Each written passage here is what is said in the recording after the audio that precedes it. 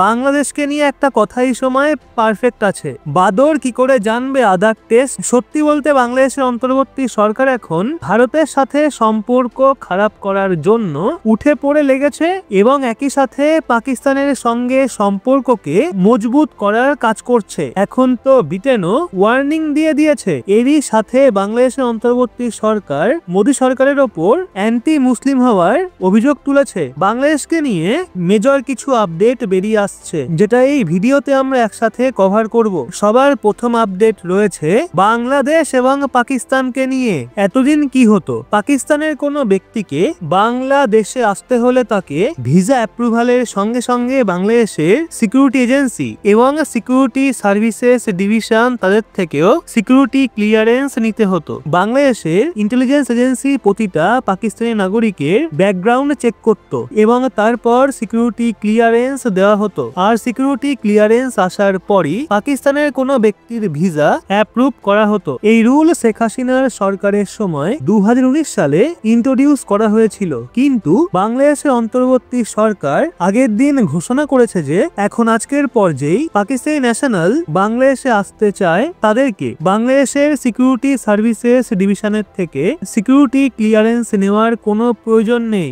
এই প্রয়োজনীয়তাকে পুরোপুরি সরিয়ে দেওয়া হয়েছে। এখন পাকিস্তানি ন্যাশনালদের বাংলাদেশে আসার জন্য শুধুমাত্র ভিসা অ্যাপ্রুভাল নিতে হবে। এখন এটা ভারতের জন্য কোনো বড় সিকিউরিটি থ্রেটের থেকে কম নয়, কারণ এখন খুব সহজেই জঙ্গিরা পাকিস্তান থেকে বাংলাদেশে আসতে পারবে এবং সেখান থেকে ভারতকে বিপদে ফেলার চেষ্টা করবে। সেকেন্ড আপডেটের কথা বললে সেটা বাংলাদেশের অন্তর্বর্তী সরকারের ভারতকে নিয়ে একটা অফিসিয়াল স্টেটমেন্ট। রেফারেন্স স্বরূপ আপনাদের স্ক্রিনের ওপর আর্টিকেলের স্ক্রিনশট রয়েছে। আসলে বাংলাদেশের অন্তর্বর্তী সরকারে ইনফরমেশন অ্যাডভাইজার নাহিদ ইসলাম আগের দিন ভারতকে নিয়ে স্টেটমেন্ট দিয়েছে। নাহিদ ইসলাম বলেছে ভারতে যে গভর্নমেন্ট এলিট রয়েছে, মানে ভারত সরকারের টপে যে ব্যক্তিত্বরা রয়েছেন যেমন প্রধানমন্ত্রী মোদী এবং অমিত শাহ, ওনারা বাংলাদেশের সিচুয়েশনকে ভারতের ইন্টারনাল পলিটিক্যাল ইস্যু বানানোর চেষ্টা করছে। এমনটা করা উল্টে ভারতের জন্যই বিপজ্জনক হবে। অ্যান্টি বাংলাদেশ এবং অ্যান্টি মুসলিম পলিটিক্স করে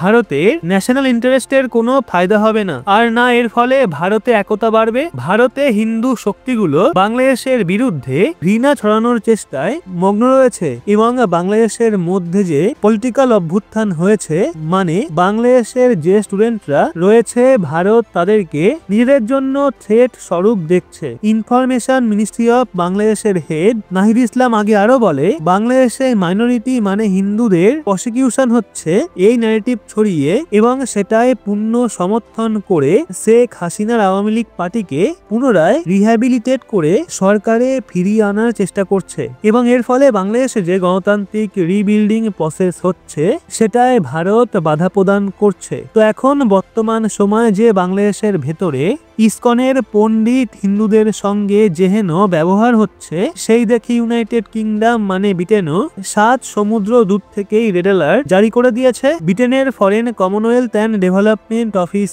বলেছে বাংলাদেশের ভেতরে জঙ্গি হামলার রিস্ক এই সময় মারাত্মক বেড়ে গেছে। রিলিজিয়াস সাইট মানে মন্দির মসজিদ ইত্যাদি এছাড়াও ভিড়ে ভরা এলাকা যেখানে বিদেশিরা বেশি মাত্রায় যায় এবং পলিটিক্যালি হেটেড ইভেন্ট এবং যারা বিরোধ প্রদর্শন করার জন্য একত্রিত হয় তাদের ওপর যে কোনো সময় জঙ্গি হামলা হতে পারে। এরই সাথে ব্রিটিশ সরকার তার অ্যাডভাইজারিতে মেনশন করেছে যে যদি বাংলাদেশে যাওয়া গুরুত্বপূর্ণ হয়ে থাকে তাহলে ভিড়ে ভরা এলাকা যেখানে বাংলাদেশের পুলিশের প্রেজেন্সও বেশি রয়েছে সেই জায়গাগুলোকে অ্যাভয়েড করা উচিত, যেখানে ডাকাতি, ভায়োলেন্ট ক্রাইম এবং সেক্সুয়াল ভায়োলেন্স পর্যন্ত হতে পারে। এর জন্য সেগুলো অ্যাভয়েড করা উচিত। এর জন্য ব্রিটেনের সব নাগরিক বাংলাদেশকে পারলে অ্যাভয়েড করুক এবং যেন ওদেশে না যায়। তো এই বিষয়গুলো নিয়ে আপনার কি মতামত অবশ্যই জানান কমেন্ট করে।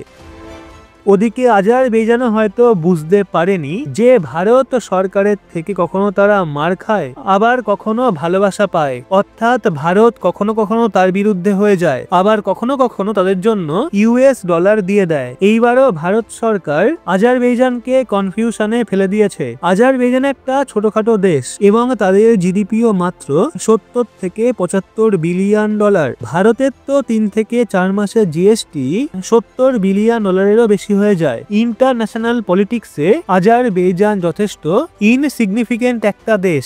এই জন্য আজারবেইজান যখন ভারতকে হুমকিও দেয় তখন ভারত সরকার তার অনেক সময় জবাবও দেয় না। কিছু দিন আগেই ভারত আর্মেনিয়াকে ওয়েপেন্স অ্যামিউনিশনের ফ্রেশ অ্যাসাইনমেন্ট পাঠিয়েছিল, যার পর আজারবেইজানের গভর্নমেন্ট এবং অফিসিয়াল ভারতের পেছনে পড়ে গেছিল।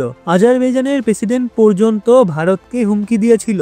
পাকিস্তানে গিয়ে কাশ্মীরের ওপর কমেন্টও করেছিল। এখনো পর্যন্ত সেই ঘটনা 3-4 মাসও হয়নি, কিন্তু ভারত সরকার আজারবেইজানের মধ্যে একটা যথেষ্ট বড় ইনভেস্টমেন্টের কথা বলেছে। স্ক্রিনের ওপর আপনি একটা আর্টিকেল দেখতেই পাচ্ছেন, যেখানে বলা হয়েছে ভারতের সরকারি অয়েল অ্যান্ড গ্যাস কোম্পানি ওএনজিসির বিষয়ে তো আপনি শুনেই থাকবেন, যে কোম্পানি দেশের মধ্যে ক্রুড অয়েল এবং গ্যাসের এক্সপ্লোরেশনের কাজ করে থাকে।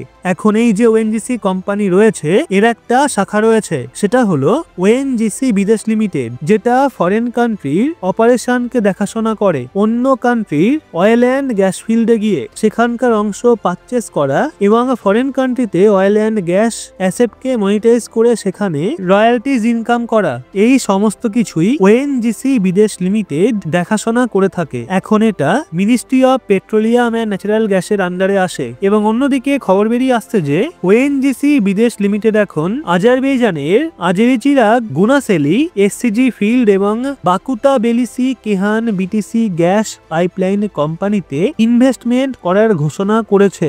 দুই প্রজেক্টের জন্য ওএনজিসি বিদেশ লিমিটেড $16 মিলিয়ন ইনভেস্টমেন্ট করেছে। রিপোর্ট অনুযায়ী এর অ্যাকুইজিশন 29 নভেম্বর ফাইনালাইজ করা হয়েছে, অর্থাৎ আজ থেকে 4-5 দিন আগে। এখন এই যে বিটিসি পাইপলাইন রয়েছে, এটা আজারবেইজানে এসিজি ফিল্ডে ক্রুড অয়েলকে ট্রান্সপোর্ট করে থাকে এবং তুর্কি থেকে ক্রস করে মেডিটেরিয়ান সি পর্যন্ত আসে। রিপোর্ট অনুযায়ী এই ইনভেস্টমেন্টের সাথে ওএনজিসি বিদেশ লিমিটেড নিজেদের প্রথম পদক্ষেপ বাড়িয়ে দিয়েছে।